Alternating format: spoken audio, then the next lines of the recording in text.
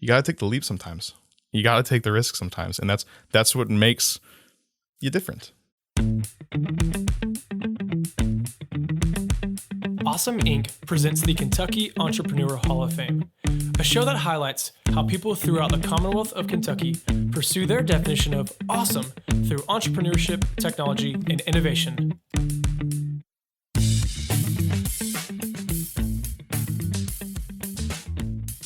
Hey guys, thanks for checking out this episode of the Kentucky Entrepreneur Hall of Fame podcast. Finally, I'm back with Keith McMunn in the new year. I'm so excited. He is like a millionaire over there in his nice H&M hoodie and giving me a nice smirky. Gerard knows. He's calling me. He says I look like a millionaire because he knows that I'm wearing a hoodie that I bought from H&M about 8 years ago for $8. $8. That was a good investment. It's showing some wear and tear. Ian, you can see this too. I see that. Yeah, I see that right now. Well, I actually just now got a new pair of boots, and I've been like, my old ones had holes in them, and people at the farm actually were commenting. They were saying like, you've raised this much money. How have you not bought a new pair of shoes, man? I'm like, that's the millionaire look, dude. It's the millionaire look. Yeah. So we have the honor to sit down with Ian from Adder, wrapping up calendar year of 2019 with fellowship companies.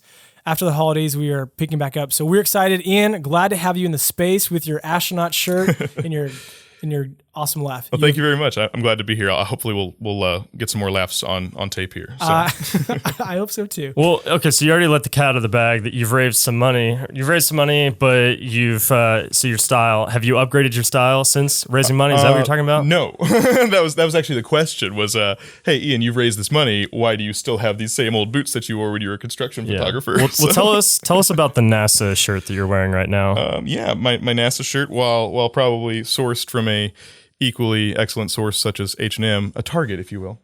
There you go. Buzz Aldrin collection. Come fight me. This is a shirt that I always wear when I'm in the right space. I feel like, it's like get the headspace. This is my headspace shirt. Wait, so do you really have clothing or so now I guess we're already launching into like superstitions, but do you have have any superstitions or things that you do like when I have like stuff happening or like something going on? Or? If you're going to meet with an investor, do you have like a lucky pair of underwear? Not underwear. I actually do have my socks that I'm wearing. These are my good luck socks. They're my girlfriend made them for me. They're my dogs on either sock. One my dog Boone on one sock, my dog Nova on the other. Kind of have my team got my back. It really is awesome. Yeah. Well, speaking of headspace, we are in the studio room here at Awesome Inc. And so we want to fill people's head and potentially some space in there with some awesome wisdom, some great stories. So Ian, why don't you give us, whoops, that was Keith's phone. I think that might have been me actually. No, Sorry. You're good. Why don't you go ahead and tell us what Adder is, how you started this company, all the good stuff to let people know the great work that you're doing. Sure. So Adder today is very different than when we got started in 2017.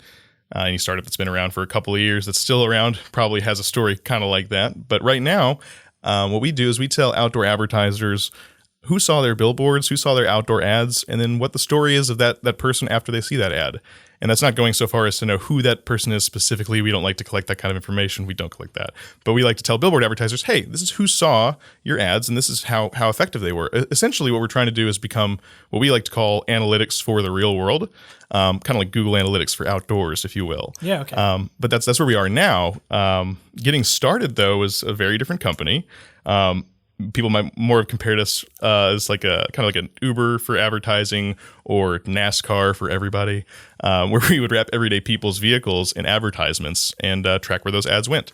So the problem we had kind of led to the innovations that we created, and that's ultimately what we're finding is actually valuable to a lot of our customers. Yeah, that's sweet. What are some big takeaways that you've learned since your pivot with your company? Oh man, not to fight it for one thing.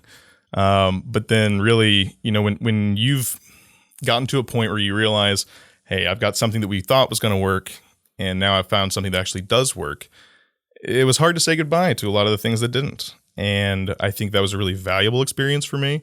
It was kind of painful because I was like, oh, I've got my baby here and I've got to slowly put away these things that I kind of set out to start originally. I mean, Adder was supposed to be the reason it used to be Adder Mobile Technologies was because we had mobile advertisements, vehicle ads. And so the lesson learned though, after all this, don't be afraid to let go of all those things, because focusing on one particular thing, as we've discussed already today, that's been the lesson that I've been had hammered in the last 12 months. Look, you do one thing, dude.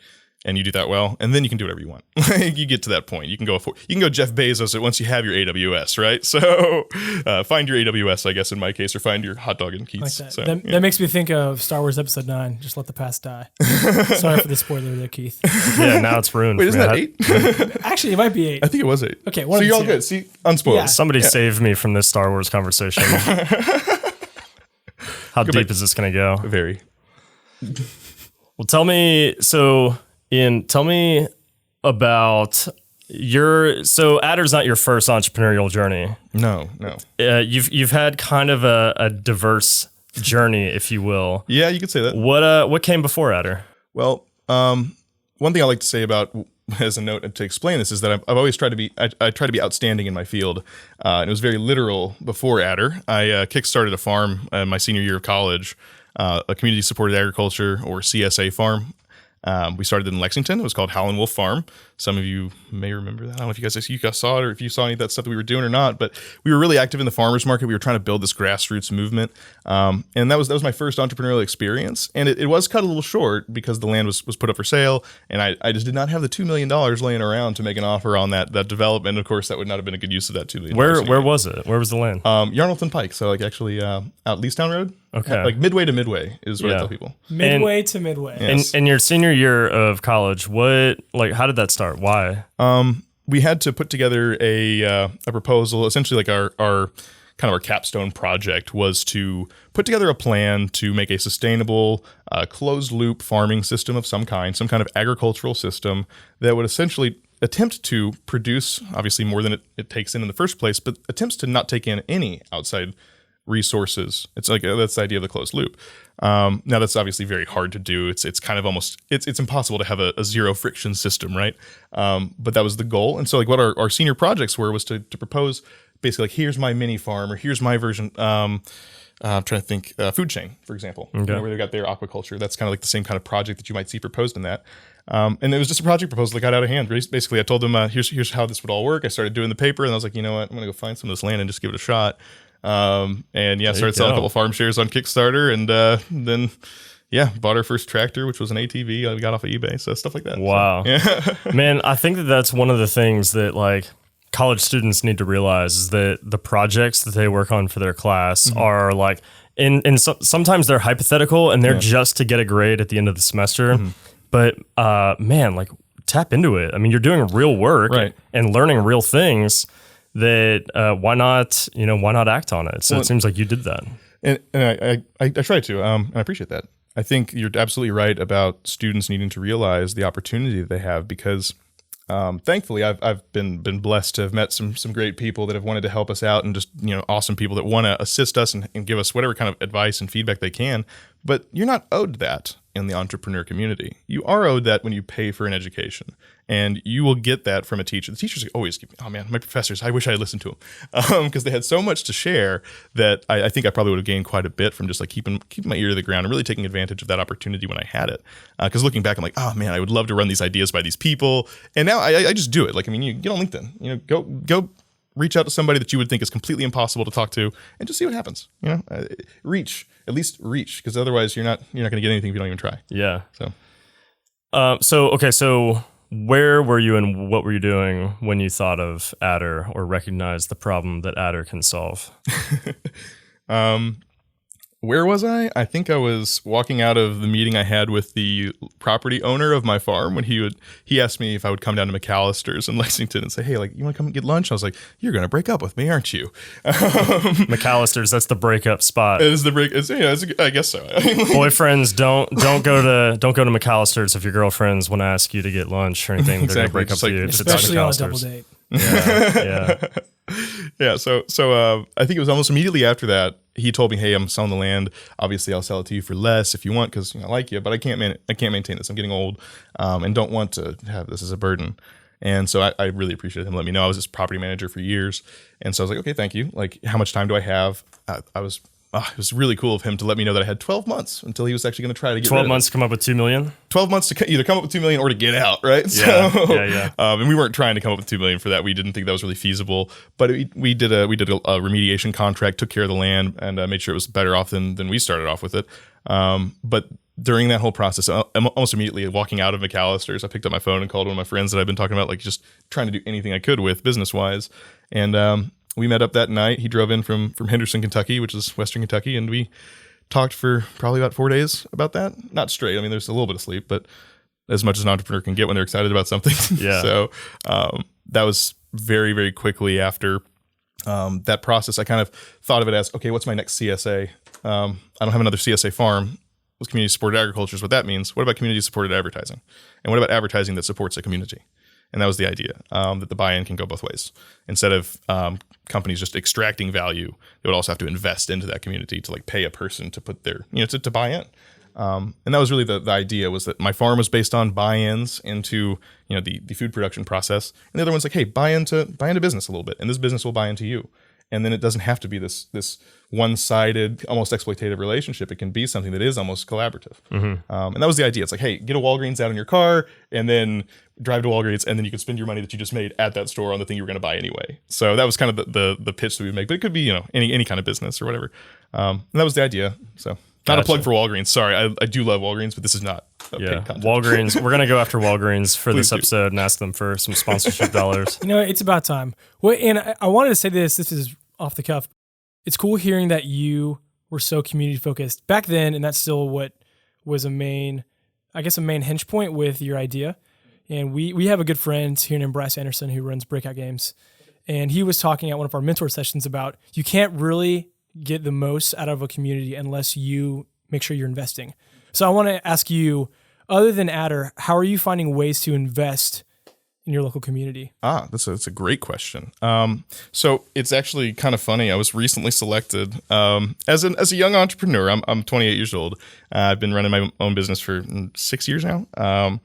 And that's not exactly like, you're not at the top of the pyramid there. Obviously, you're still pretty early days. But I was just selected as a mentor for GLI, the Greater Louisville Initiative, awesome, a couple of weeks ago. So yeah, I was. Congratulations, that's great. Thank you. Yeah, I was really excited about it. And then they paired me up with my mentee, and he's a guy that works in aerospace engineering, hardware, stuff that I'm like super into. I was like, wow, whoever did this selection, I don't know if you were paying attention or if you just got lucky, but this is awesome. We got along really well. I'm really excited about working with this guy. But I like working with anybody that's wanting to do something that doesn't think that they can. Like I try to find people like that. And like, that's what my experience was. I was down in Atlanta for 3.5 months with another accelerator called The Farm. And down there, I found so many people that were like, they had an idea, but they didn't think they could do it. And they're like, hey, Ian, what makes me different than you? I'm like, nothing, literally nothing. Just go work. Like the amount of hours I work maybe is the difference between the two of us. And if you can just wrap your head around that and do something you love, then you can attain that. I love to share with people like just my experience, then share stories about people that, like small groups of people that did amazing things, like going to the moon. The Apollo command module would not have been able to re-enter Earth's atmosphere safely if it were not for 4 old ladies in a warehouse filling little epoxy holes on the heat shield. So that was a critical part of that mission. We would not have, people could have died if they did it wrong. It's 4 people that made that big of a difference. So I tell people that and they're like, oh man. I'm like, well, there's so many stories like that. And I want to be one of those stories. I want other people to be that story too. I love that. Well, I don't know. There's a movie that came out about that. I forget the name of it. But even as you're talking, what comes to me is a lot of what you're sharing, it revolves around the beliefs you have in your mindset. So a lot of people, when they don't believe in themselves, they're not going to put forth the effort. So it's cool to know that that's something that you're passionate about. You believe in whatever you want to do. Yeah. And again, that's why we're here today, because we think you are killing it in Kentucky and we're super proud of you. Appreciate it. So a couple more things as we wrap up. You hinted on it with your time in Atlanta. What's one of the main things you've learned in the last year about being an entrepreneur? And if you could tell yourself, oh man, I wish I would have done this a year ago, you would have potentially done something different with your company. There's so many things I've learned, but I think the most important thing, and this is almost kind of goes against what I've just said, but it's like, no one is coming to save us. You got to save yourself. Like no one is going to come and just rain it down upon you. You have to go get it. And people will help you. People might be the ones to get you there, but they can't get you there unless they know. And I think that's like something that's been really hammered into me is like, I used to kind of resist getting like out and networking out. Like my co-founder, Colin, and I used to always argue about how much time was spent networking. I'm like, Colin, let's do work. And he's like, this is work. I'm like, no, it isn't. So really have had to change my mind about that quite a bit because plugging in has made such a huge difference for me in terms of just like what I'm able to do for the community, what the community wants to do for me, my place in it, and then like just feeling a little bit more like of a center around all of it. I feel a lot better about all of it. Instead of just being some guy that works behind a computer all day, I get to go out and interface with people and interact with people that like really want to do things. And like I was looking at one of my new contractor's business cards. I didn't realize it until today. I was like, oh, the back of this thing just says, I just want to change the world. And I was like, those are the kind of people I want to meet, you know? So I was like, oh, that's cool. So Ian, what is a good habit that you have that you think gives you an edge or that you might encourage other people to try? to think. Thinking is a good habit. To be succinct when possible and to slow down. These are things that are not intuitive to me. And so like these are things that I have to try to do. And I fail at them all the time, but that doesn't mean that I can't keep trying. Yeah. And I hear that actually that's one of the most common things I'll hear after a presentation that's not like geared towards specifically like investors in the crowd. It's like, Ian, slow down, enjoy yourself. Yeah. Like I am. But that means, okay, slow down. So we can hear you. I am in the room. So. I am in the room right now with two fast talkers. Keith, I think you just mean one. I talk really slowly. We are both actually really good at doing this voice. And but man, you guys are exciting people. You're excited about life, so you can't contain it. Mm-hmm. That's which, true. you know. Well, I don't think we should. I don't think like anybody should try to contain that. It's just a matter of try to clarify whatever that is. Think about what that is and how people are absorbing it, because there's a bigger picture. Yeah. And making sure that I think that you're able to actually interface and communicate. Like if it was just the two of us, we could probably go like 300 words a minute, it'd be fine. Yeah. But it'd be like just listening to Eminem over here, like rap god. But wow, that's a compliment if I've ever heard one. Well, hey, Ian, let me ask you this. So you're talking about thinking. I agree with Keith. I think some of the most valuable time is when you just sit in solitude, or you might have a pen and paper and you don't look at technology or anything. What do you do that helps you think more clearly? Oh, I do. That's actually very, very funny that you said. I use notebooks for like so many things. Okay, cool. I write and write and write. I don't come up with like great ideas behind a keyboard. Like it's just not there. I have to like kind of carry a notebook around and just wander like sometimes. I actually did that yesterday. I took a 20-minute walk and took a notebook and stopped and wrote stuff down. Yeah. And it was some of the best work I've done in a while. Seriously, though, like walk and talk. Like the I saw a little thing about like shower thoughts and how you shouldn't want to like do a job that's not something you think about in the shower. And I was like, that's when I like seriously though, like that. I mentioned running water and meditation. That man, like start writing stuff down. Like I wish I could carry paper with me like in the shower, but like even just like walking around, like getting caught in a thunderstorm, stuff like that. Like just living a little bit and like. Man, it makes such a huge difference. Like that, so, for anybody listening, what Ian is referring to is that in the Awesome Inc. space, we have a poster of a quote from Paul Graham, one of the kind of the founders of Y Combinator, and Paul has this kind of simple quote, but it says, "It's hard to be really great at anything that you don't think about in the shower," and I think that is one of the most profound little quotes to me for some reason. Yeah, I took a picture of it when I was walking by it because I like that. And whenever I tell people this quote, and I always give credit to Paul Graham, but yeah, I mean, it gets people thinking like, what do I think about in the shower? And unfortunately, some people don't think about their job in the shower. Some people are like, I don't want to think about my job at all whenever I'm not at my job or at work. And if you're anti thinking about work in the shower, then you're probably not going to be an entrepreneur. Right. But yeah, so good food for thought. Think about what you think about in the shower. Yeah, absolutely. Yeah, cool. Couldn't agree more. So. Yeah, no, I agree as well. Well, we're going to wrap up here, and we always end with the same question.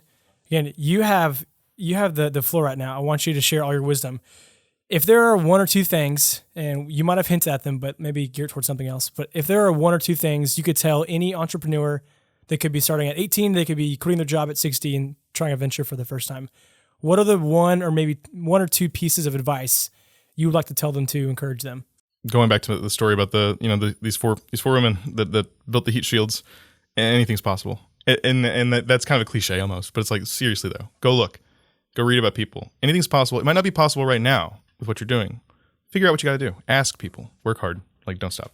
I mean, focus on whatever that is and actually allocate the time for it, because like I know so many people that have a great idea and they're passionate about it. They say, I'm going to grow this business. Eventually I'll quit my job when it can pay me. It's like, no, you got to take the leap sometimes. You got to take the risk sometimes. And that's what makes you different.